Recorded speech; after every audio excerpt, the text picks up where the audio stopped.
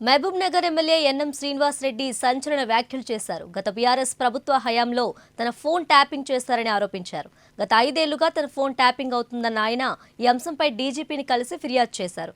మహబూబ్ నగర్ జిల్లాకు చెందిన అప్పటి మంత్రి ఆదేశాలతోనే తన ఫోన్ ట్యాపింగ్ చేశారన్నారు.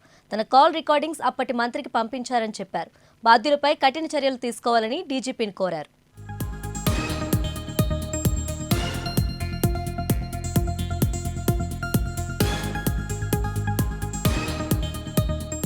ఫోన్ ట్యాపింగ్ బాధితులు రాష్ట్రమంతా ఉన్నారని ఎన్ఎం శ్రీనివాస్ రెడ్డి చెప్పారు. ఈ క్రమంలో ప్రతి జిల్లాకు ఓ కంప్లైంట్ సెల్ ఏర్పాటు చేయాలన్నారు. గత బీఆర్ఎస్ ప్రభుత్వం ప్రశ్నించే వారి ఫోన్లు ట్యాప్ చేసిందన్నారు. ఫోన్ ట్యాపింగ్తో కొందరు నాయకులను నిర్బంధంలో పెట్టి ఇబ్బందులకు గురిచేశారని చెప్పారు. అటు వ్యాపారవేత్తలను బెదిరించి డబ్బులు వసూలు చేశారని ఎన్ఎం శ్రీనివాస్ రెడ్డి ఆరోపించారు.